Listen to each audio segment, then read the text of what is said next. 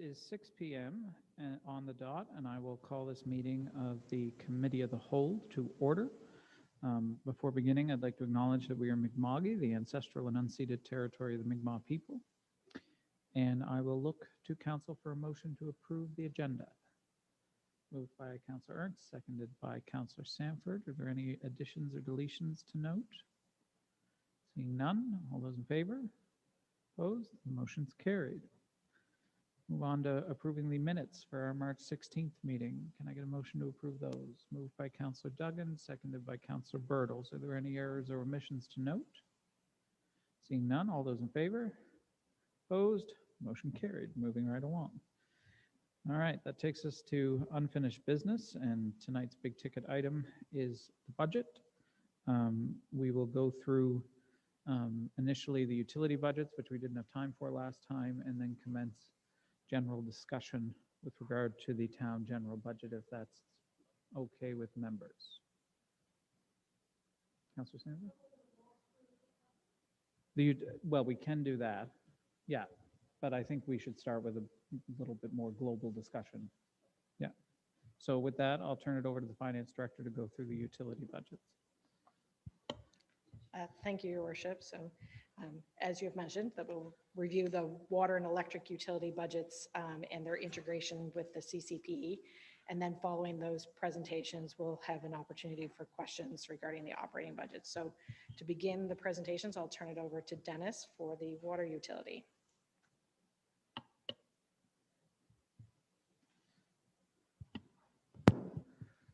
Thank you. So referring to the sheets that we have up on the board there, we can see the distribution of the water utility operating budget for the upcoming year, the majority of which is with the water treatment itself, the administrative and general costs and depreciation. So you can see how everything is distributed there. The 21-22 budget is at 1.6 million. That varies similar to the previous year. There's only a difference of a small decrease of $5,400. As far as variance highlights, the wages and benefits have increased to 25.4K. And we're anticipating an additional water resource operator for the area, so it would increase the full-time equivalents from the current 1.5 to 2 full total FTEs. We've got a difference in a replacement of some anodes inside the tanks, inside the tank at the standpipe, the northwest standpipe. We've got some additional fire flow testing at $5,500. Computer maintenance increase at $6,500. Training, conferences, memberships increased by $5,000. And consultant fees regarding a water rate study, and that has to be apparently undertaken every 5 years, and the last time it was done was 2016. So the budget to that is $15K. On the second page, looking at capital investments overviews with regards to what water utilities, we anticipate some costs for new services at $10K. Replacement of older fire hydrants throughout the town at $10K. Replacement of meters, and those are the commercial customers at $43K. Chlorinator at $10,000. Replacement of the raw water inlet to the pump house at $15K. Some renovations and improvements to the armories at 17.5. The membrane replacement, this cost is in the budget. It's been in the budget for many years, I guess, in anticipation that I think we all had a discussion about this on last week at our tour of the water plant. And it's in anticipation of the end of life of the membranes within the filtration system. And normally it would have an end of life at about 10 years, but our maintenance has been very good. And our anticipation of having to replace this isn't anticipated at the moment. But this cost is carried through each year as I guess an emergency type thing, but we don't anticipate having to replace it this upcoming year. We also have some spares identified: raw water supply pump, chlorine online probe, turbidimeter with controllers, chlorine maintenance kit, some small spare parts, replacement of the hot water heater for mixing of the corrosion inhibitor, and a spare effluent pump. So the total at the bottom of that line is $295,000, but please note the discussion I had about the membrane replacement.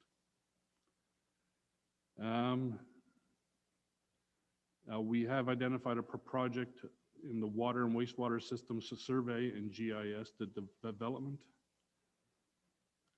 GIS is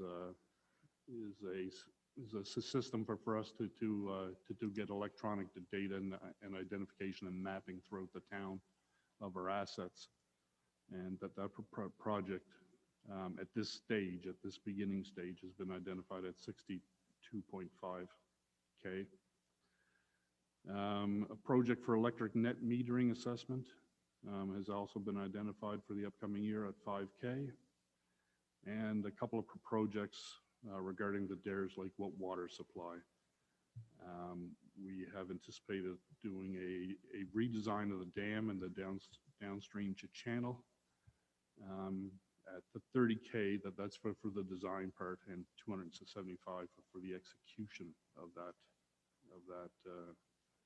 that spillway scope of work. And that's it for this portion. Thank you, Mr. McPherson. So then we'll move on to the electric utility. So like our water utility, the electric utility is a separate business fund. Approximately 80% of the costs of the electric utility relate to the purchase of power from Nova Scotia Power, which we resell to the residents and businesses of Lunenburg and surrounding areas. There is a decrease in power costs for fiscal 21-22, which mainly relates to the projected sales for the upcoming year. Sales, as you can appreciate, are heavily dependent on weather and customer consumption patterns. Other budget variances include a decrease in substation transformer testing, as these have a testing cycle, and the majority of the substation transformers were tested in 2021. Councillors will note that the 21-22 budget for the electric utility is in a break-even position, so $15,000 has been included for a rate study. While we apply the Nova Scotia Power rate increases with a Nova Scotia Utility Review Board flow-through rate, the Lunenburg utility rate increase for its own purposes was last in 2012. A rate study will review the electric utility's rate needs to support the expenditures and grow the utility. The last budget variance item that I wanted to bring to your attention was for computer and IT maintenance. As council is aware, staff are bringing forward a shared service contract with Chester.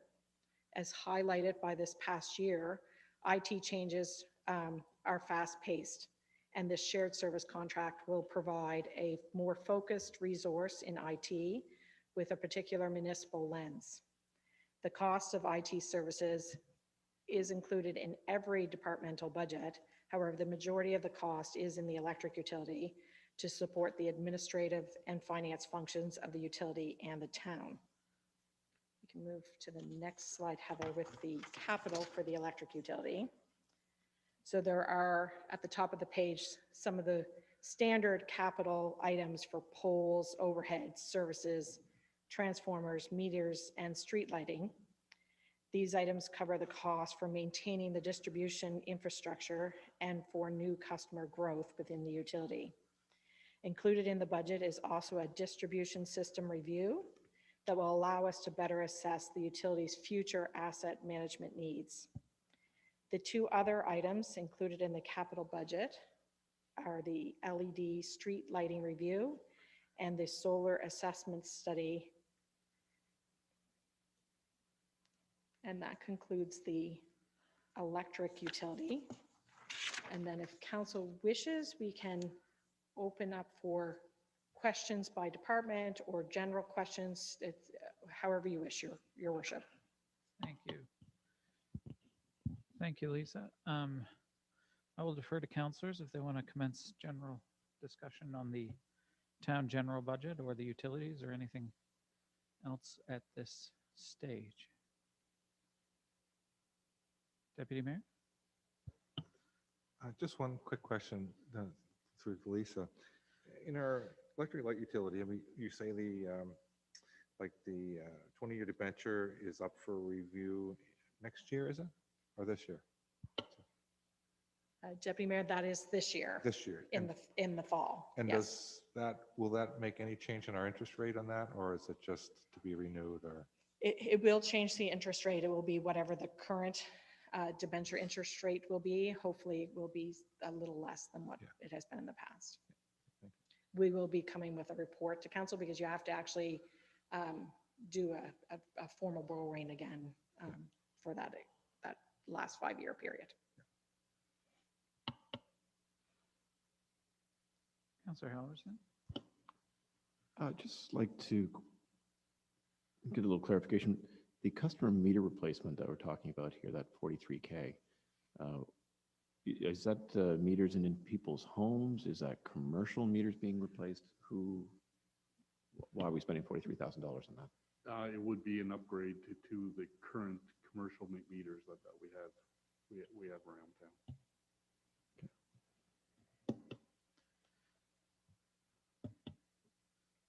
Any further questions utility related?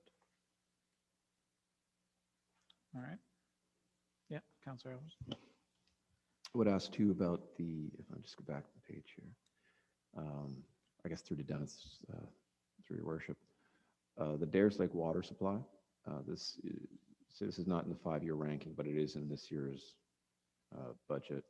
It says, can you monitor, evaluate the water supply? Can you monitor the levels? How critical is this piece of it? Like, is this something that has to be done this year? Or is this another item that just gets carried over in case?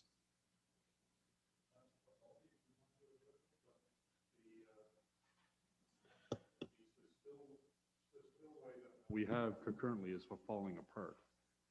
And so I believe that it has to be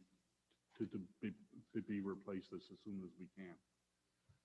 Papal has been managing that project for us. Do you have anything else to add?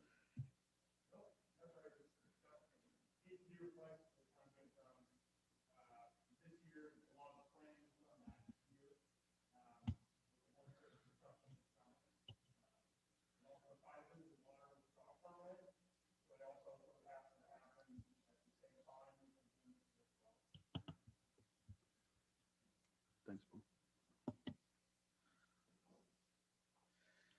All right. Any further questions related to the utility budgets at this stage? Seeing none, we'll move on to the town general budget as it was presented at the last meeting. And I'll open up the floor if there's any general discussion prior to going through department by department.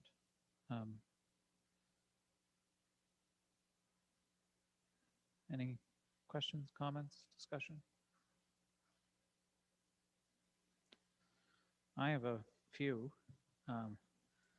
myself. So in terms of the big issue here that we have to resolve before passing this budget, particularly the operating side, is the unfunded operating expenditures. And I had a question at the last meeting about I know we're budgeted at 100K for the three potential review initiatives that we were looking at, the performance indicators, the org review and the policy review. And I had asked if we could figure out what a more reasonable set of estimates would be. That's one question. Do we have any sense of that better than we had the last time? Perhaps I can defer that question to the CAO, Your Worship. Hi, Your Worship. Those figures were drawn from the Uplands Consulting Strategic Plan, so it wasn't a motion of council at the last meeting that there Oh, be okay, any yeah, yeah, further just- analysis done on it. I think it might have been a sidebar comment. We could survey, I have reached out to one municipality, it was indicated might have had an organizational review or something like that done Yeah. before. I have not heard back from them as to their costing and any kind of parallel track. Okay. We could do a survey of other municipalities to see if they've done them. They're unique projects. Mhm. I'm not aware of any other municipalities having recently undertaken them, but I wouldn't know for certain until I did a survey of other municipalities. Otherwise, it's a procurement process, going out to the market and seeing what it would bear. Now, that would take quite a bit of work because you'd need to do terms of reference and some fairly firm, proposal schemes that you had for it. And I don't know if we're there yet. Okay. With a bit more direction, I certainly could do that. Thank you. That's fine. Thank you. And they were all, the only other question I had related to those three initiatives were, they were all listed in the sort of town in general government services. And I was just wondering, would it be reasonable, given that they would also hinge on the utilities? We have policies and bylaws related to the utilities and that kind of thing, to perhaps spread it out? And what kind of figure do we think would be reasonable if we were to do that? They could be spread to the utilities, Your Worship. I guess some of the cautions would be is that unfortunately this year both the utilities are sort of right at a break-even point. And the water utility declares a dividend that is used in the fire truck reserve. And if the water utility doesn't have a profit, it can't declare the dividend. So there's that caution. Yeah. The other would be that generally, salaries are split a third, a third, a third. So we could allocate those through. The utilities are, unlike the town, are allowed to have years with a deficit in those, though we would need to figure out some alternative for that additional funding for the fire truck reserve if we wanted to maintain that schedule for that. Okay. Any other questions, councilors? Councilor Sanford? Thank you. Just for clarity and understanding, when we're talking about the unfunded operating expenditures and the amounts, I'm curious as to the allocation of the deed-transfer tax, which is tax revenue generated under operational funding, but yet it's placed in projected capital revenues. So can you just help me to understand that? It's all new for me. Certainly, Thank you. Councillor Sanford.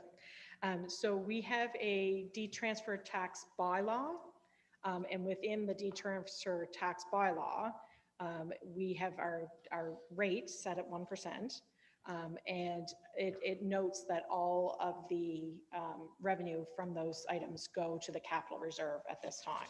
So that's why you see the revenue coming in, and then you see in fiscal services that reserve transfer going out. So currently, none of the deed-transfer tax hits the operating budget to assist in operating costs. It is all saved for capital projects, specific capital projects too. It excludes equipment, and it lists them specifically in the bylaw. Does that answer your question, or I can give you more information if you follow up?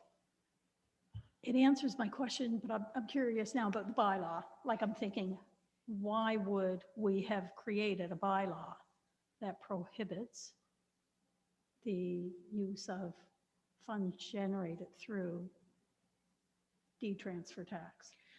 Well, it didn't prohibit them. It would just, it directed the purpose for which those were. The bylaw predates me as well. I wasn't here when that was set, but I would assume from looking at it, it was so that it was designed to establish, to assist in capital projects, to have a steady revenue stream for capital infrastructure, which is not, as really is just as important as the operating costs as well. So, Okay, thank you. Any other questions from councilors at this stage? I have just one more, and then we can go into a sort of more department by department discussion, I suppose. And it was related to the sort of 10-year capital plan, and maybe I'm missing it somewhere, but we seem to have some of it, particularly related to the renewable energy district and the Blockhouse Hill site planning and development kind of stuff. I'm seeing the assessment studies, the preparatory work, but not the actual sort of builds. And I'm just wondering why that is, given that those are pretty high level 5-year directions. and really it's just because at this point, Your Worship, we don't have firm numbers enough to put those in there. So Yeah. yes, the original assessments are there, but then the follow-up from that has to come Would from that. dictate the figures. Right. Same with our pre-design study that we're having with our wastewater treatment plant. Yeah. But it's hard to know what those numbers are going to be until we have that work done to incorporate those in the budget. And so are we holding off other projects? Are we leaving space for that? Or are other projects in here that are then going to have to go by the wayside? There may be other projects in the 10-year capital budget that will have to be rejigged Yeah. once we know what those are, yes. This was my question. But not necessarily in the current year. Sort of, yeah. Because this is the foundation year in which we're doing a lot of preparatory work and assessments and that kind of thing. It would be later years that other things might have to be deferred or.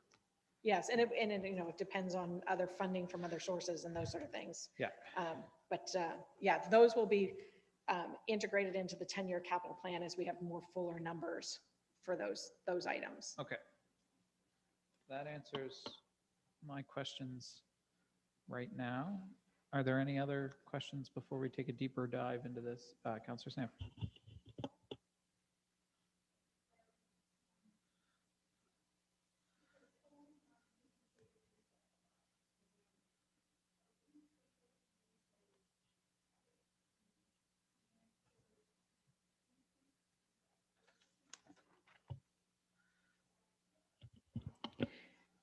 Essentially, yes.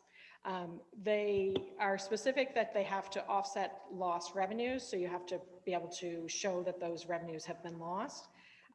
But they are included, the carryover amount is included in this budget and is just used towards any and all of the expenditures at this point. Thank you.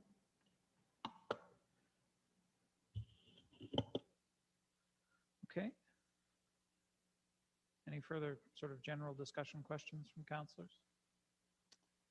Seeing none. Lisa, if you want to start going through. So certainly, Heather, if you want to bring up the slides, I guess it was just a way to focus us if we wanted to sort of work through, sort of stop at general government.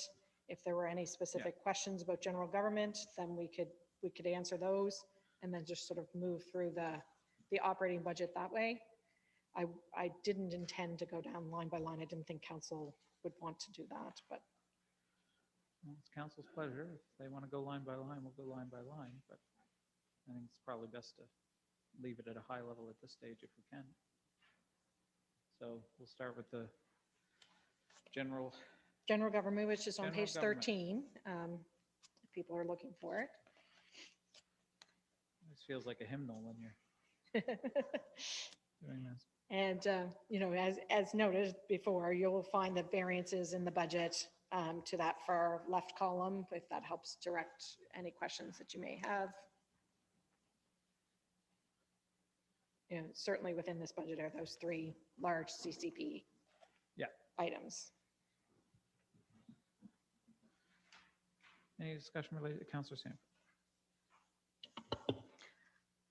I I had a question with regards to item number 31, under subscriptions and memberships. If somebody could just explain what those were and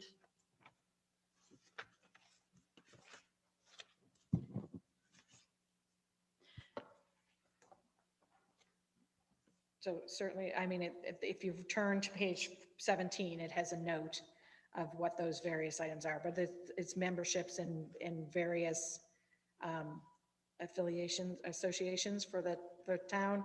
And then it also has some employment associations for certain employees, myself and the CAO there as well. That's what the CPA fees and the Barrister Society dues. so again, could you just clarify the Barrister Society dues? I didn't understand that because I understood that we paid solicitor wages throughout the document through the different departments. So I was confused as to why that was there. You're right, that's not readily apparent. So as part of my employment terms of reference and as well the conditions of employment, my barrister's fees are paid as a professional solicitor. While I do not provide direct legal service for the community, as in I don't prepare legal opinions for the town, there is a lot of legal work that I do day by day. So that was determined when I was hired that that was one of my benefits. It's similar to professional fees that are paid for our professional engineers on staff, planning staff, development staff, our finance staff as well too. So there's, and there, I did a cost benefit analysis for a previous council on that to demonstrate the savings that there are in legal fees by having the insurance that is paid for. And it does provide the town with additional insurance. It is, as indicated in the brief note there, allocated throughout other portions of the budget. So there might be regulatory issues I deal with in the electric utility, water utility, just looking at, you know, opinions on regulations that Mr. McPherson was looking at as late as last week. So it comes into play all the time. Thank you.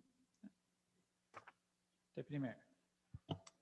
Thank you, Your Worship. So line 14, 15, 16, well, there's three big nuts there. So like what, you know, is there any indication that there could be funding, you know, sources for these, and what's the likelihood, and is it, you know, will it be possible to budget accordingly?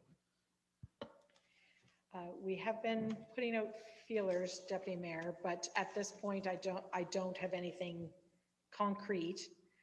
And unfortunately, if you want to move forward with them, that any expenditures that occur before a grant was received wouldn't be eligible. But at this point, I don't have anything specific that I could reference for you. So let's just assume that we do go forward with all this, and we, you know, we find we can have funding for 50% of it. So where then would that 150K be used? What would that be used for then? Well, I think, you know, that's a significant enough number. We would have to come back to council. It could be that we use it to reduce debt that we would have, you know, that we had planned for in the budget. We could use it for a reserve transfer for a future year. There's a variety of ways we could use that extra funding if it came. And then speaking of debt, like how much debt are we budgeted to finance?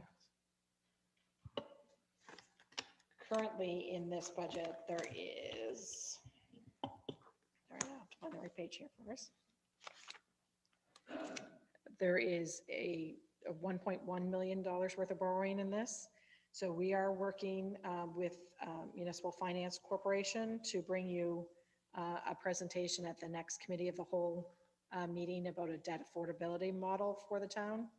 And we'll, you know, go into further for our debt for this year and upcoming years with that. Thank you. Further questions from councilors on this? I have one. Just looking for ways to deal with that 500K in unfunded operating liabilities. And it seems to me like I think lines 14 and 16 are certainly this year priorities because they're related to 5-year directions and they influence other things potentially. I still think we can potentially reduce them. And given that they're likely to be sort of RFP-based consulting projects, I'm just wondering what happens if we reduce them too much and then the bids come back? Like, how would we fund it on balance if the bids came back more than we expected? Certainly. Well, I mean, there's a couple options you have. Like, you could, if you're looking for savings, you could set a maximum, whatever that, some lesser amount than the $100,000. And then if your RFPs came in above that, you'd have to decide what work you might cut out. You could decide if there was, if it was warranted, if there was something you wanted to take from an operating reserve to fund that difference. Those would be some of your options at that point, Your Worship. Okay. And with regards to number 15, and I'd look to the CAO to weigh in as much as the finance director, but and I know this is a project close to my heart, but could it be spread out reasonably over a number? Probably be necessary to spread that out over a number of years anyway, I would think. So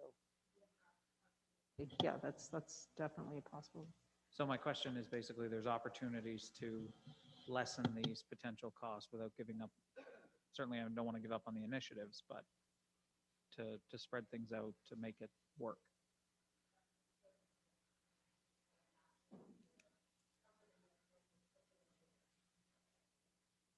Yeah. Okay. Any further questions from councillors on this section? Councillor Alverson? I guess just related to your last point, then I think we want to make sure we just don't leave ourselves shortchanged there. So, our comfort level versus, what's necessary. I know we keep asking you for a number you can't give us, but it's, is there a reasonable projection? $100,000 is obviously a ballpark number, but I mean, how can we get that to a more reasonable place? I think this is the nut we're all trying to get at, in whatever way, fashion possible. I don't know, CAO, if you want to weigh in again about that. Sorry, Your Worship, are you specifically talking about an organizational review? Is that, or Yes. any one of those three? Well, as the mayor mentioned, that will be an item that will be cost shared over a number of years as we go through a couple of processes. I guess when we're dealing with this particular budget, do we have to see $100,000 as a lump sum here? What would be, how can we get to that number that we can reasonably project what we'll have to spend in this year so that we're whittling down that, $500,000 nut we need to make? Well, I guess there's as was mentioned, plus you could do another thing, which would be to prioritize certain sectors of our operations first to help you with the phase-in. If there were areas that you wanted to identify in particular. In an org review, we have done an internal one, but the costing was such that it just wasn't deemed in initial discussions, to be something that this budget could withstand. I'm more than pleased to share the report with council, though. I think it has a number of personnel components, though, so probably wouldn't land on this agenda necessarily. Again, doing a survey of other municipalities, if anybody has done anything similar, but then it's a question of scale.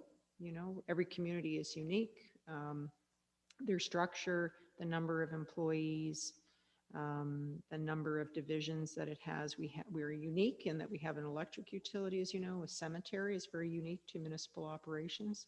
So each of those aspects, it adds a dimension, I would think, to any org review to be undertaken, because already we're contracting out some of the services for the cemetery, and that comes with a significant cost consideration. So there's just a lot of variables to try and find just from doing a survey, a comparable, but might help to provide a benchmark.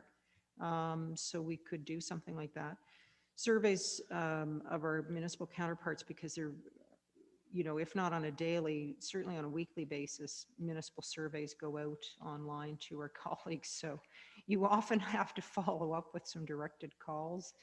Otherwise, you might only get one or two responses, and, it's not always terribly valuable. But But there's ways we could try and refine that.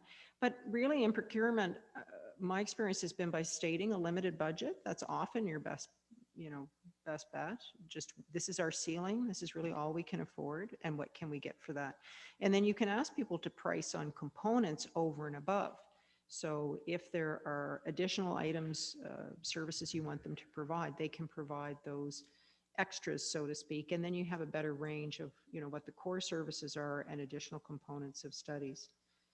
I think certainly the bylaw review would lend itself to that. You could compartmentalize or segment the work there. So there's, various ways of breaking it down and making it a little bit more digestible in one particular budget year and then roll it over to a couple more. Councillor Duggan? I'll go to Councillor Duggan first and then. I just want to follow up on that Oh, question. do you want to follow? Yeah. Okay. I guess my question though would be through you, Mayor, to the CAO. How would we go about that? How would we go about compartmentalizing that and prioritizing that? Does that land back on your desk, or, I mean, that sounds like a project in itself. Yeah. Oh, well, it's always good to have some initial input from council to see what is important to you, what's important to the community. Sorry, Your Worship, I meant to direct the response through you. And then from there, we can do up a draft terms of reference. It can be shared with council for comment, for, phase-in components and things like that. You are quite right, though. The more time and effort you put into preparing a good terms of reference, chances are the better kind of responses you're going to get. You're going to get more aligned with your desired outcome and get more accurate pricing, as opposed to a whole bunch of questions and addendums and just sort of a vague response. I've not tested the market for an org review before, so I really don't have any background. I had talked with one other supplier. He did say, but this was many years ago, he did one for $25,000. But again, I don't know, how comparable it was. There's some inflationary time issues there. The bylaws, I've been involved with them because the Department of Municipal Affairs and Nova Scotia Federation of Municipalities, way back then it was UNSM, funded a project. It was one that I had initiated years ago, and we did a multi-year bylaw and policy model development. So there are a series of documents that are already prepared, ready for municipalities in the olden days to pull off the shelf in big binders, but now it's all available free of charge online as part of our NSFM membership. And that project was, the whole idea was to save money, to save $100,000. So we weren't each going out and drafting a dog bylaw, right? Or trying to figure out ways of enforcing our noise bylaw, or developing a policy about deed transfer tax or budget development sort of thing. So that's still a very worthwhile resource out there, and was made to, done to try and divert or avert these kind of expenditures. The CCP performance indicator, have absolutely no idea. I think that's utterly unique, and the figure that Uplands came out with would be the best, figure I have. Again, short of a municipal survey or a call for proposals. So, but all very doable, and we do have a purchasing coordinator who can help with these kind of things. Very capable. Any other comment? Oh, Councillor Duggan, yes, sorry. Have we ever completed a needs assessment for housing? I don't know where that would fall in the budget, but there's an option currently on the table to do this with a number of the other municipalities locally, so that it ends up being more of a regional needs assessment as opposed to a municipal one. And this is an option currently. I don't know what that cost would be, but I'm just wondering if it has been done, and if it hasn't, is it something that we're willing to look at? So I would put that to our planner, I think.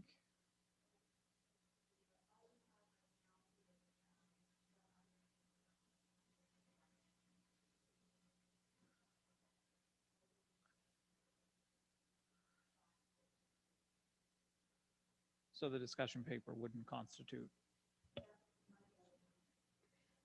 So I guess my second question would be, do you then see a need to have a needs assessment something that's more current. Yeah, I don't know if that's a general government piece or where that would fall, but it is something that I wanted to bring forward, especially for consideration with the other municipalities reaching out and wanting to share cost on that. On Friday with municipal affairs, or sorry, the housing division of infrastructure now. Yeah. Infrastructure department. So might be a good place to ask them about that. What have they got handy? What are they working on? Is there any supplemental funding for things like that? So I think they're very busy compiling data and working on similar initiatives, I do believe. So. Any further questions on this budget item in particular? Is there any direction council would like to give at this stage? We're going to have to give it some time.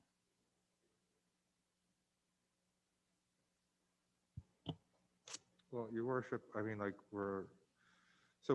we've had a good discussion around the organizational review, the policy bylaw review, and the performance indicators. So those are huge items. Now, and we had the discussion around, can we, spread that over a 2-year period, 3-year period, whatever that might be. So, and again, I'm looking for input back from staff here, like what are some of our options here? What do you think some of our, where should we go? How can we divide this up that we still get everything we want, but, it's all not, jammed into 1 year. And in all likelihood, to get that all done in 1 year might be a stretch anyway, right? Before the end of this year. So what would be the biggest stretches, and where can we, how can we mitigate that into different fiscal periods? Certainly, Your Worship and Deputy Mayor. I mean, I guess I would suggest that you would probably want to set a ceiling for what council's comfortable with for those expenditures. You could certainly spread them over 2 years, because it just may take that long a time for those to come in. The other option would be if you wanted to direct staff to share that within the utilities and in general government as well. That all of those could be options. I guess without knowing what the total cost will be, that does pose a bit of a challenge. But I mean, if you set an upper limit and then we go out to the market, and there may even be then the option to say, okay, well, we can't do this right now, but we can do this phase of it, and we do the next phase in the next budget year if we didn't have enough in this current year. So there's sort of a variety of options available. So then I look at council and say, is there any one item there that's, absolutely essential to have completed in this year?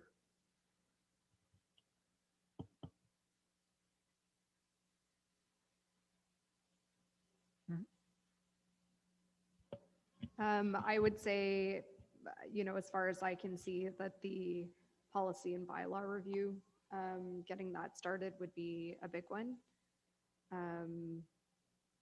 Even if it takes multiple years to complete, that is a big thing that needs to be done. So.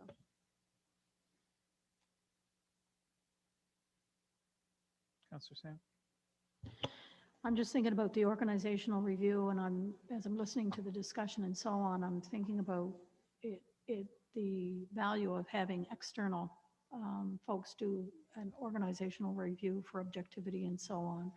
They can do the research, they can look at other jurisdictions and see what's working well, what isn't, and look at our structure. So for me, I think having an organizational review done sooner than later would help us perhaps be more efficient in the resources that we have to use and how we use them. So I'm kind of leaning more in that direction, but certainly open to hear what others think. Thank you. Councillor Halverson? Let me go to bat for the performance review then. You need to measure where you're going to. I mean, all these things, there's no doubt they're all critical. But, I think if we had to put one by the wayside, that might be the one we put off till next year. I mean, maybe it's not a bad idea to start getting ducks in a row before we start, gathering metrics. I don't know. you know, of the three, personally, I would have to say that's the one I could see falling off. But just Councillor Sanford's point, the Deputy Mayor's point, I think there's great value in those, the policy and the organizational reviews. So I'd be hesitant to reduce the funding on either of those significantly anyway. Councillor Burgos. Thank you. I would second, agree with everybody. I would definitely say we have to have the organizational review be top of the priority for me. Look by all of the policies and bylaws next. Deputy Mayor? Well, we did have some discussion about the organizational review. It is a possibility. We could actually do that internally. It's a possibility, but it may not be as done as quickly as we'd like. And the other thing I'm thinking, like, we don't really have to reduce, you know, I think each item is probably conservatively high, so should be pretty comfortable within each one of those. So if we leave the amount there and span it over at least a 2-year period, or even I'm thinking the policy and bylaw review could be spread over 3 years, third. Or 4. Or 4, yeah. So that way we could really, you know, still get it done in our term, but yet, you know, spread the costs over a couple of years, or, you know, 3 or 4 years perhaps, right? Councillor Howard? You know, I just look to find out the impact of doing that. You know, if we decide to slow that process down over 3 years, does it impact our ability to move forward on the comprehensive community plan, on, you know, the bylaw review that we're asking from uplands, all those things. You know, I mean, I hate to just assign an arbitrary amount to this. You know, if we were going to say, well, let's 3/4 fund it. Well, do we know, is that going to cover, you know, enough of one to get us, you know, get us to the next year, so that we're getting the information we need to move progressively through the sequential years? I guess we all need more information is the problem, and we just can't get it because we need to do things first. Well, and just for information, Councillor Halverson, the bylaws that would be amended related to the uplands contracts that we have are deliverables on those contracts. So they wouldn't, this is outside of that. This is certainly outside of Right, that. Okay. Yeah, I'm looking to staff to confirm that for sure, but. So the expenditures that will give us the bylaws for the MPS LUB subdivision bylaw, Heritage Conservation District plan and bylaw are part of our expenditures in the uplands contract. It's unaffected by that. Right. Yeah.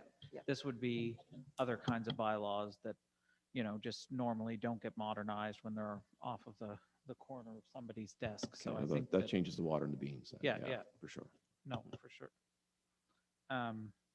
I think we could be pretty comfortable to knock 100K off of these, you know, and see what else. Like, I'm thinking the org review 70, the performance indicator 70. I would make a case for the performance indicators insofar as baseline data is necessary to measure against on the going forward. So to see if what we're doing is having a material impact to our evaluation metrics.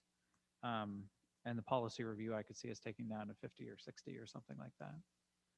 And then leave it to staff to see what may be fairly shared with the utilities, to see if we can make that work with an even reduced figure. Yes, Deputy Mayor. The only issue I have with the, you know, spreading it into the utilities is almost like robbing Peter to pay Paul, because if our utilities are prosperous, that brings, you know, money back into the fold for us. Yeah. To do things. And if we keep stretching them, you know, then it doesn't give us quite as much flexibility, I think, in the long term. But I like the numbers that you were kind of getting at, like probably our policy and bylaw review, if we would spread that over like a 3-year period. And I do like the idea of getting our policy indicators more off to a quicker start, because that's baseline data that we really need to grade ourselves going forward. So that might be, you know, even 75 at this stage of the game should get us through that. And then our organizational review, if we just did that over a 2-year period, you know, we have that done, you know, by this time next year, then we would, you know, split that in half. So that would get us are easy, maybe more than 100K out of that.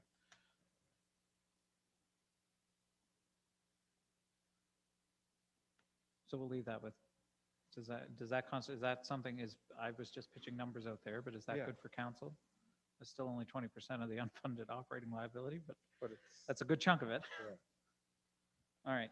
So I guess maybe I just want clarification, Your Worship. Like, I know there were several sort of options thrown out there of how to split it up or what the amounts to lower it to. Have we set on an amount, or are you asking staff just to come up with something close to those sort of things to figure out how to save that $100,000? Yeah, I threw out 70, 60, and 70, but if you've got a better idea, I think we'd welcome a recommendation. Okay.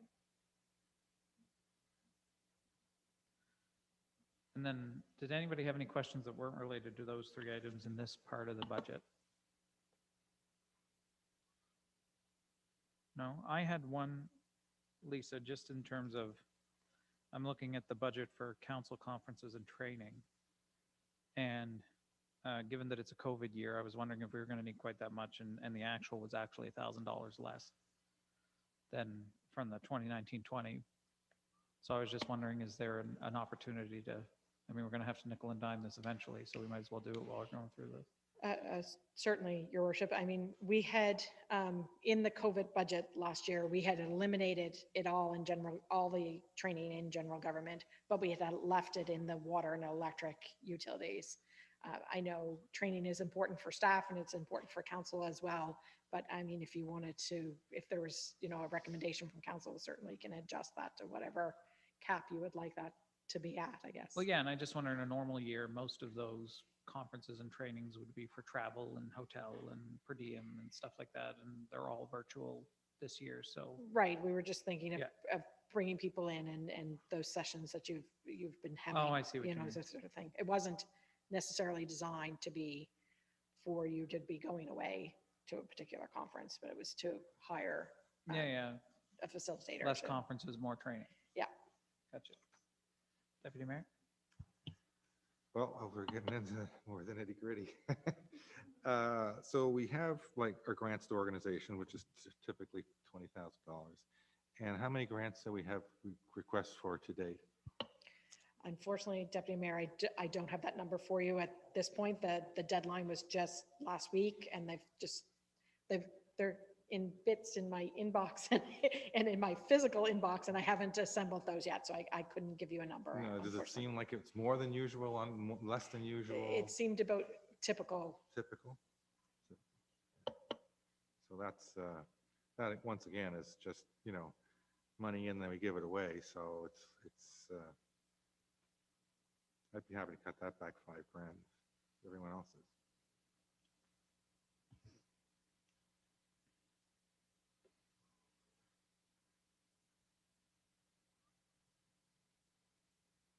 Any takers? Seeing none?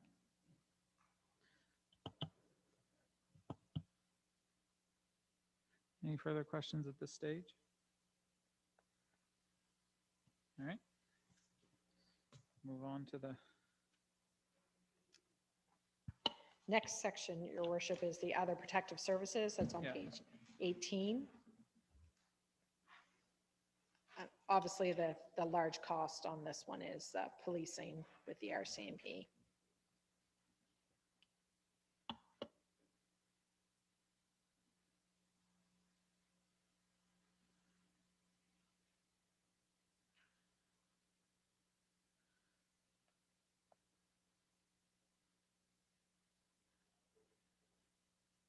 not a lot. I have one question, if nobody else does. And I know this is a perennial one, so it won't surprise you, but just in terms of bylaw enforcement, do we, and I'm not suggesting we do bylaw enforcement to generate revenue, but does the lack of enforcement lead to foregone revenue? And would an investment in bylaw enforcement pay for itself, essentially?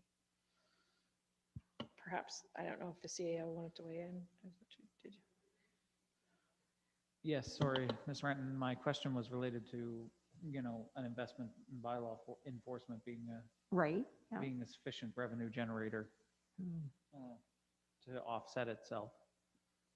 Not to invest in bylaw enforcement to generate revenue, but just in the sense that. Hmm. Okay, no, thanks for clarifying. Well, I guess the most active form of bylaw enforcement we've had in the recent past is traffic control. So in the form of parking meters and Yeah. illegal parking of other means. There we found it to be most cost efficient to have contract enforcement services through the Corps of Commissioners through a RFQ, I think we did a couple of years ago. Other than that, there hasn't been the caseload, I guess fortunately, to necessitate having a bylaw enforcement person. When you think of bylaws and maybe wanting to write a ticket on the spot, for instance, like a parking ticket, you have to list your offenses through a summary offense ticketing process through the province typically, that you can do that on an expedited basis. Because we have so few violations outside of parking meter bylaw offenses, it would be difficult to try and do that on that type of expedited basis where they're listed through provincial regulations. So invariably what that leads to is what they call a long form information. You have to draw out a more complex, sort of carefully crafted violation notice to someone and serve it on them. You can't just issue it on the spot. But many of those offenses, such as planning, development, control types of offenses, if people build outside of permitted permits or a heritage violation, you want to have that kind of dialogue and detail with them because they're not just speedy tickets that you issue and someone pays a $10 fine and everybody moves on.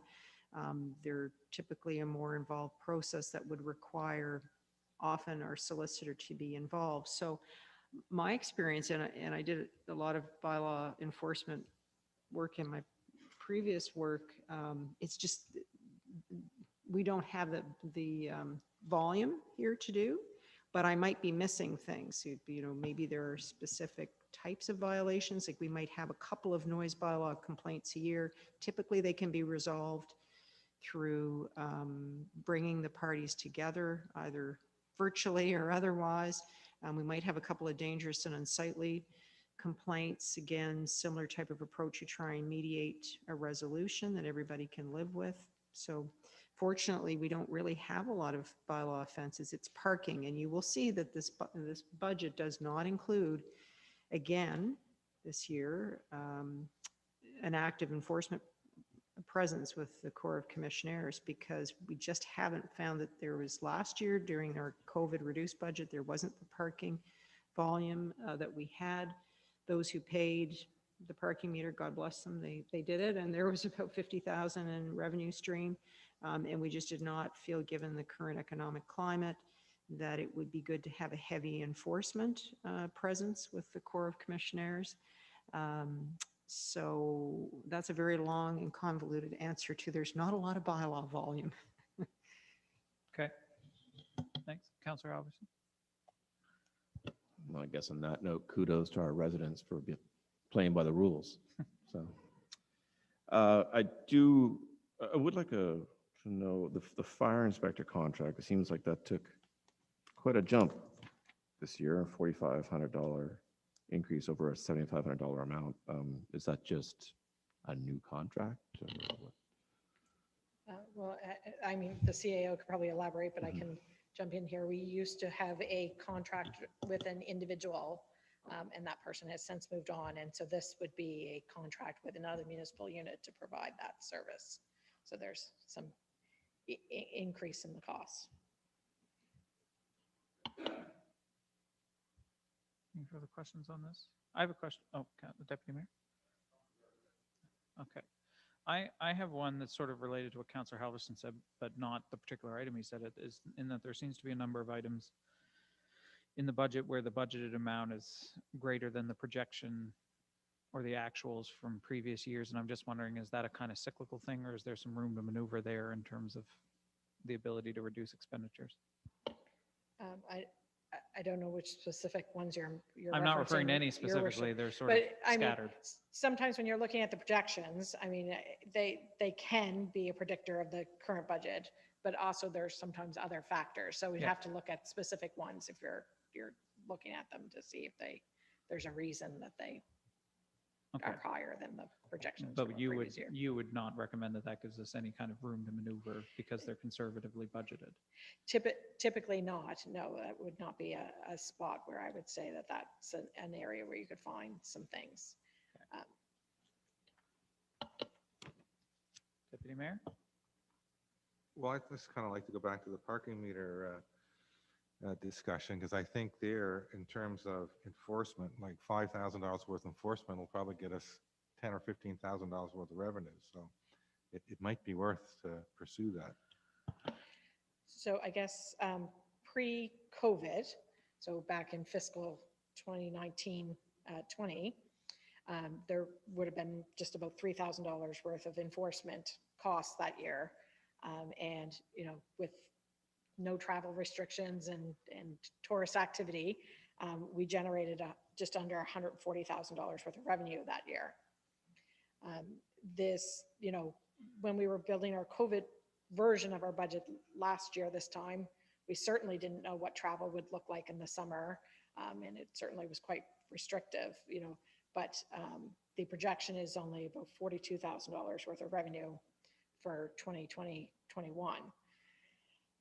Without enforcement and, you know, still not knowing, you know, we're not all going to have our second vaccines and what the travel restrictions will still be this summer, I'm still just budgeting the $50,000 in revenue there. There is some room there, yes, that we could, if we were, I know the CAO maybe mentioned that it was difficult getting the core commissioners to do that service, and finding someone to do that work might be the challenge. But having some enforcement could allow us to increase that revenue some. I don't think we're back to the 2019-20 level by any means, but we may be able to generate a bit more money there. Councillor Sanford? I'm going to jump on the enforcement conversation. Thank you. So I'm thinking about our trip to the wastewater treatment plant, and I'm moving away from the parking meters right now. And I'm thinking about all the things that land down at the wastewater treatment plant that aren't supposed to be down there.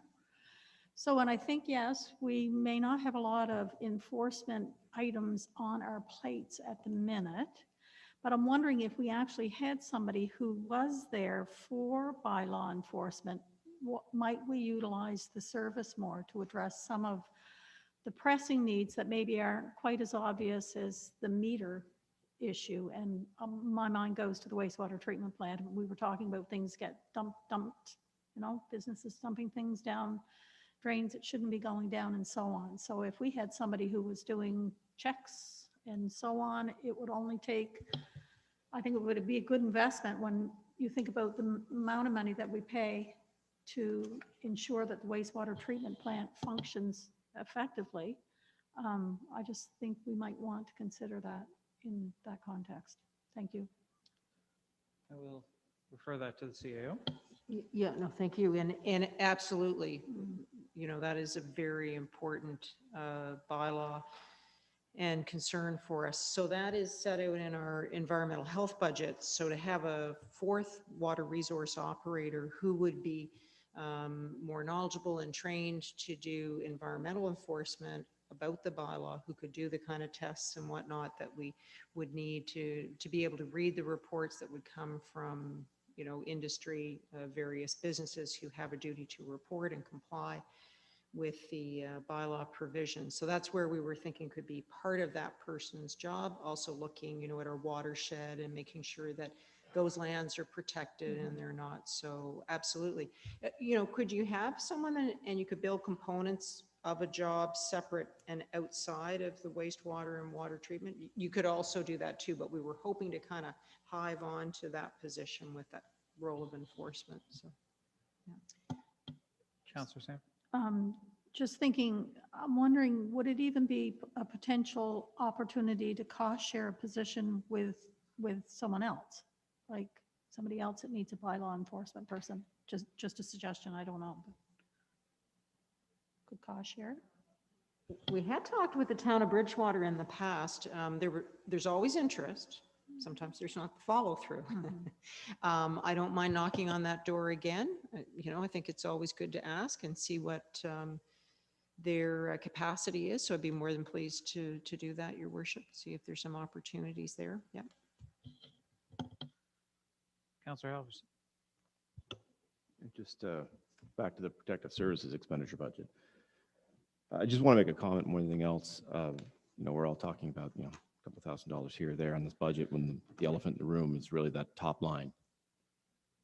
$855,000 on our CMP funding. And I think that's something that I've spoken with the CAO about, and I'm going to just serve notice to council that I would like to look into perhaps ways of reducing that amount, perhaps finding exploring other options. That's a lot of money. I'm just going to lay that out there. Any further aspects of the other protective services expenditure budget at this time? Councillor Ernst. Just curious, more so through your worship to the finance director. Small potatoes, and usually whenever I follow it is. But curious about the stray animals. Do we really have $1,000 for stray animal control? Just curious about that. Depending on the year, it can be, yes. Yeah. So that is a contractor that we have. It's not paid out if the service isn't needed, but depending on the year, I'm certain CEO could certainly speak to that better than myself even. But there's certainly the cost has been $1,000 in other years. Because it's primarily for doggies, so there could be dog enforcement bylaw. I think it's inclusive of that as well. So radio, yeah. So you get a couple of bad dogs running around town. It doesn't take much before a couple of visits by the bylaw officer. And follow up. Yeah, you can easily, I think even in the past year, we went over the allotted budget. Yeah. So, unfortunately, yes. Okay. Councillor Sanford. Through the chair, to the CAO. So where it says animal and pest control, and I hear us talking about dogs, what do we normally do around pest control? Well, are you referring to the rat concern that was raised today? Is that what you were? That makes me think about it, but I'm just thinking, I know we automatically go to animals and cats and dogs or whatever when we think stray animals. So because the title says animal and pest control, I have no idea what we do around pest control. So I'm just curious. It is extremely limited. We try and do some public education, Your Worship. Heather's done some very good work that way. Try to inform people. I know we've talked just with the mayor and deputy mayor about the possibility of a bylaw, particularly when we deal with demolition or excavation sites that can often free up some four-legged critters, and ways in which to try and contain that. It's kind of a novel approach. I think it's something that HRM looked at recently, I think with some success. But I think it's been many years since we've done any kind of baiting program on private property, and that comes with some controversies when you do that. So, and also with private property, typically we don't, if someone has a rodent problem on private property, unless it rolls over into a solid waste management issue, and then we have bylaw provisions we can enforce there, we typically do not get involved because it's a matter of nuisance, private. It's not a public issue per se, unless it spills out generally into the streets and sidewalks and parks. So, we've been able to limit the amount of rodent involvement that we have had, except from a public education point of view. Deputy Mayor. I'm getting to my impatience part of the meeting. You're getting to your what? My impatience part. Yeah. 'Cause here we are, like we're through 2 pages and, we're into this for an hour. We're going to be here for weeks. So staff has presented us with like a $498,000 deficit, unfunded operating expenditures. What the heck do they suggest we do? For the record, I was just about to call time on this particular section. We'll allow staff to go to your question. Well, I guess there's a number of ways to balance a budget, as council is aware, right? There, we can cut some costs, we can carry items over multiple years, even as we were discussing just recently. There are some options if, there's non-tax revenue, if you wanted to consider, increasing revenue there. We spoke already this evening about parking enforcement and we spoke about transfer tax. There are options and maybe there's a one-time option that's available right now for us. This wouldn't be something I would typically suggest, but considering we're in COVID and we're trying to implement our CCP, we've had a mild winter and we've had some savings in fuel and in snow removal. And so in other years, we would have maybe used that to pay down debt or reduce the amount of borrowing we had. We could look at those savings as a one-time transfer over to try to help balance the budget with those, heavier expenditures while we're trying to get the CCP up and going. So there are a variety of options. If you wanted me to pick just one, there isn't just one. It's a multiple things to get us there.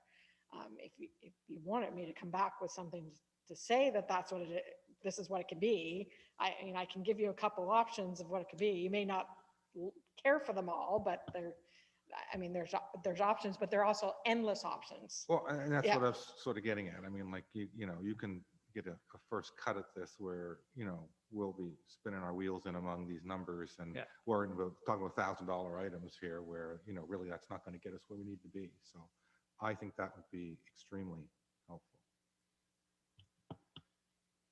So is the direction to want to see a number of options that may exceed the amount, but that offer a sort of smattering between revenue generation and cost cutting? Mindful for is that, I know, like, as you said, like with the snow removal budget and things like that, that might, if that bridges us a year, that's fine, but then we don't want to get ourselves in a predicament where we're right back where we started from next year. So Yeah. what we do needs to be sustainable over, the next 4 or 5 years. Understood. Yeah. It's just it's challenging years. We're sort of at a challenging point with COVID and with the implementation of the CCP, and so that was just one option of many because of the Yeah, and the nice thing with that, like when we talked about those, like the bylaw reviews and things like that, those are one-offs, so they don't last forever. So that's where you could use that maybe to cover an expense such as that, right? exactly. But there are other things here that are perpetuate into the future. So that's the stuff we have to make sure that we can sustain going forward. Yeah. Yes. Sorry, Lisa, and just for council's benefit, what is the amount that you think in that savings? I tried to come up, we're just days after the year end and, Yeah. we're trying to make sure that everything is in there. But I want to say around $90,000. Okay.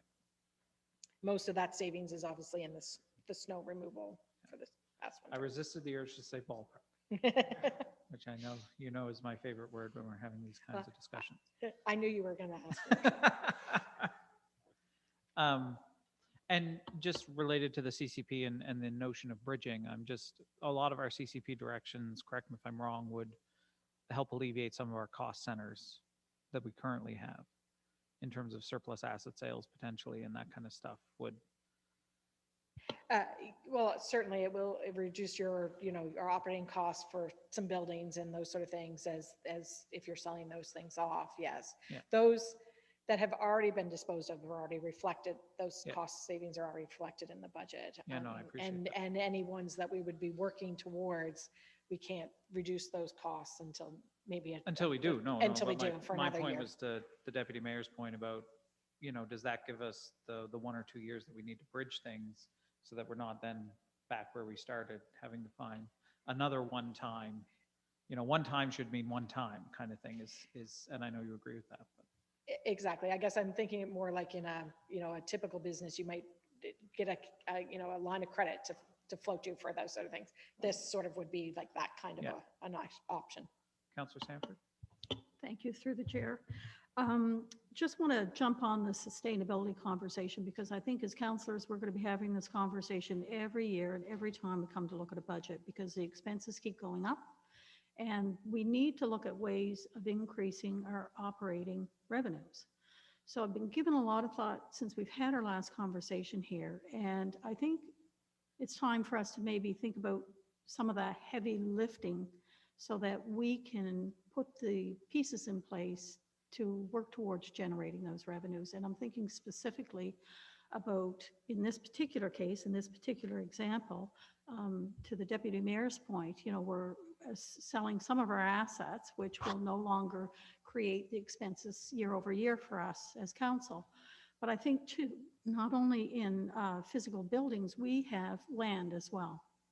And specifically, I'm thinking about, we have five surveyed lots up at the top of Cornwallis Street. And I'm just thinking about, just up behind you, actually, Ed, there's 3 on one side, I believe, and 2 on the other side of Cornwallis Street.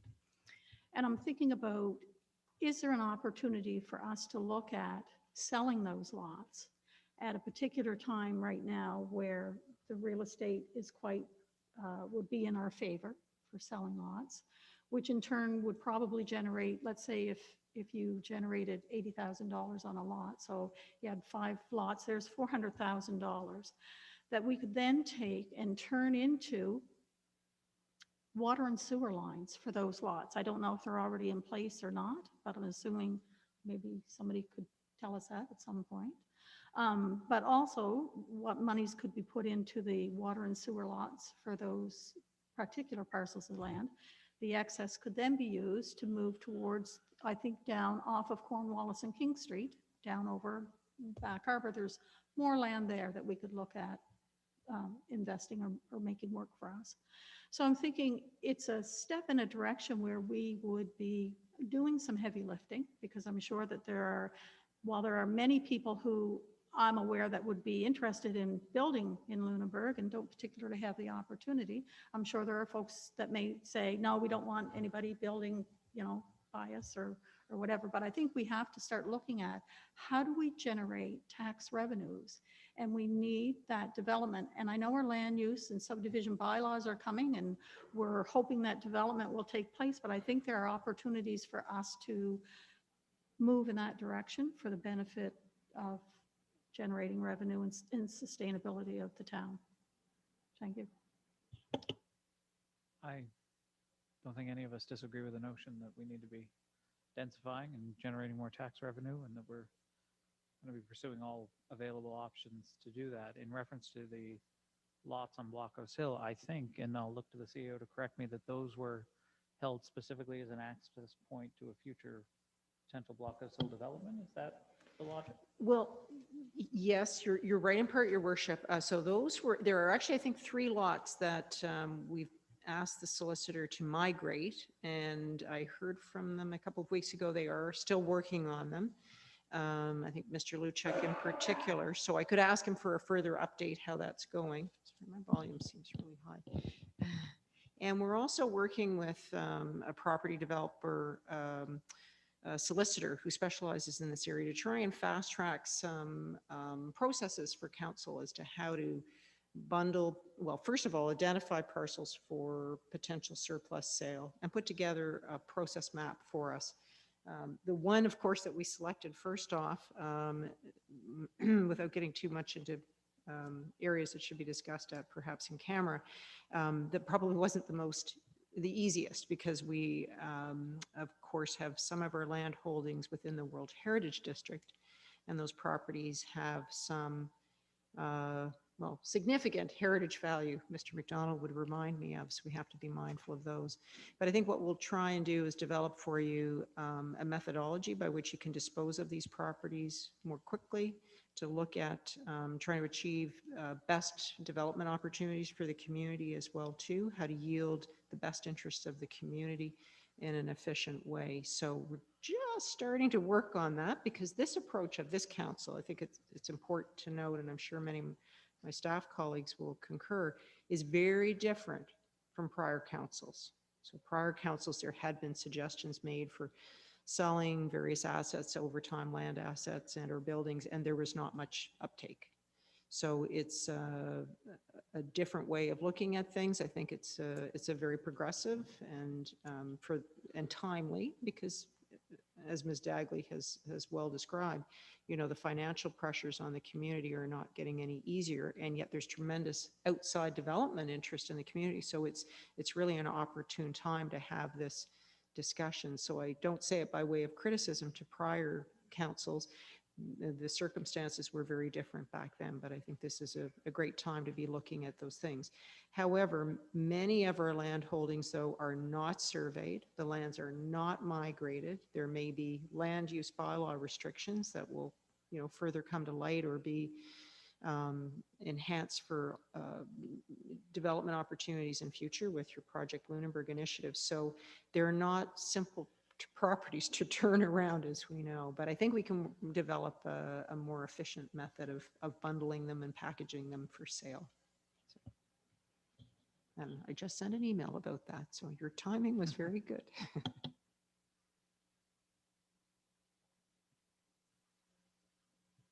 Any further questions on this? Councillor Sam? I'd just like to make a comment, please. Yeah. So when I look at the budget and I look at our beautification section and the projects that are listed under there, and there's significant amount of funds when you add them all together. Again, I'll go back to this heavy lifting piece, and not only does it take money, it takes time, and it takes staff time. So I would really like for us to be mindful about supporting our staff in the time so that we don't spread them so thin. But I really go back to our focus on doing heavy lifting now to support us as we go forward. So maybe not so much the focus on beautification this year, but maybe next year, because we're trying to get some of that heavy lifting and our feet underneath us to move us forward. Just a comment. Thank you. Any further comments related to this? So in terms of sort of capturing what I think is council's direction, if anybody wants to keep going with the department by department thing right now, but I tend to agree with the deputy mayor that, you know, I think that eventually has to happen, but I think it's better to have the bigger conversations first. So maybe staff could look at the operating gap and come up with a couple of options. You know, I'm assuming you'll have more options than we need on ways we could potentially fill that gap with council. And bring that to the next meeting. I think that might be a more efficient use of time for debate. Unless we wanted to move on to the capital, I mean, that's specifically related to the operating budget. We could move on to the capital items if you wanted to tonight. Whatever is council pleasure, your worship. I wasn't anticipating that we go through with the capital, but that doesn't mean we can't this evening. Okay. I guess I was thinking that the next meeting when we did the debt affordability, that may be the sole focus That of might that be the next meeting. opportunity to go through capital. And it may lead right to the capital as well, because they do sort of hinge together. You know, if you're thinking about that, so that may be wise to defer that to that next meeting. If that's the case, your worship, was there a target? I heard 300, and then I'm thinking maybe it's around the 500,000 mark for options to reduce the draft operating budget by your worship that you'd like us to come back with, just so that we're clear on expectations. I'll reflect it in the minutes. Yeah. Well, I think then I was trying to capture the direction, which I think is to come up with different options for council to consider in closing the unfunded operating gap in the budget. It could be more than that. You know, I'm not looking for one option. Is council looking for just one proposal, or, you know, here's 10 different things you could do, which 5 do you like? That. It could. It very well may. or some variation of all 10, yeah. Yes. I suspect it will. But we're content to leave that with finance staff to come back with a proposal, okay? And we'll leave the capital budget then for the next meeting where we'll go through the debt affordability model presentation. Is that okay by count? I mean, we're still probably, I think, making good time. Yeah. So if that's council's pleasure, then we'll leave that agenda item and move on to the next one. All right. So the next one is proposed draft amendments to the committee's council policy regarding the War Memorial Community Center / Recreation Committee and Active Transportation Subcommittee, and there is a revised policy and a draft motion. Are there any questions related to that? Thank you, by the way, to staff, all staff and finance staff for, I'm always bad at those things. Thank you for coming in and being available to council as we have these kinds of discussions. So, are there any questions related to those proposed policy amendments? I just have one. Have we captured the volunteer of the year policy would require consequent amendments? That's been captured? Right, so if this one is in fact adopted, your worship, Then we then would Ms. then Cunningham will, I make think she's consequent in, amendments. she might just even be drafting it right there as we're meeting, so doing double duty. Okay, sounds good. All right, then is it anybody's pleasure to move the motion as presented? Councillor Halverson. Moving the motion or with a question? Question before moving the motion.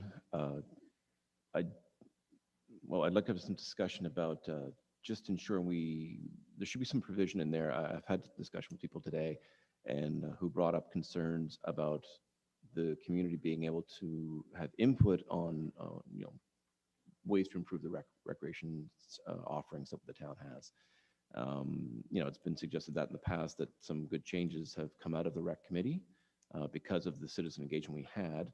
And I guess I'd like to ensure that there's some way of capturing that input from the community for people who maybe wouldn't feel it as comfortable coming to council with an issue like this. Perhaps there's some mechanism that staff could incorporate in order to gather that feedback from the council or from community, sorry. I will put it over to Ms. Cunningham, who I'm sure does a lot of this already, just to talk about all the stuff she already does.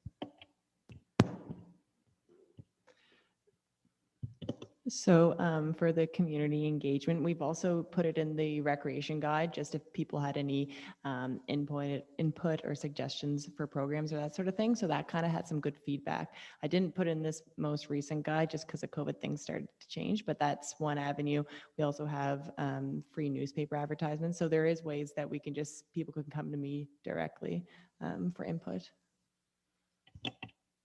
Perhaps, what about at just having someone, I know that your office is there, but having somebody present in the community center when events are going on and just, how does that work? Do you often get feedback from the public at events, at public skates, at, recreation opportunities at the arena, at the community center? How does that work? Is there an opportunity to do that as well? Sure. So yeah, I'm there Monday to Friday. So I'm there during the daytime, which was when I would see majority of the public for our fitness programs or drop in pickleball or that sort of thing. So of course my door is always open. People can come in. I'm not always there. I may be here at town hall, so I'm pretty back and forth. But yeah, the public is pretty good to talk to us as well at the arena. The guys are always there to talk as well. All right, well, that being said, I'm happy to move the motion. All right, and then we can insert Councillor Halverson as the one giving notice. To give notice at the council meeting at which this comes up. Is there a seconder? Councillor Duggan? No, not seconding. Is there Councillor Bertels? Click on the draw. Any further discussion or debate on this motion? Councillor Halverson?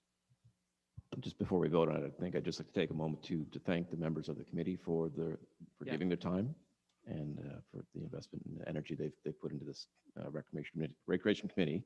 I let them know that it's not for naught. It's still a priority of council. Yeah. So. No, and I'd echo that. Any further discussion or debate? Seeing none. All those in favor? Opposed? Motion carried. All right, that takes us on to our last piece of business, new business, Federal Infrastructure and Communities Engagement Paper on National Infrastructure Assessment. There's been a request for submissions. There is a draft motion from staff outlining some priorities that they would like, that they recommend we put in a submission. And if there's a motion to approve that so that staff can be so directed to write and provide that submission. Moved by Councillor Ernst, seconded by Councillor Duggan. Any discussion or debate on the motion? Seeing none. All those in favor? Opposed? Motion carried. The next meeting date for us is Tuesday, April the 20th, 2021. And with no further business, we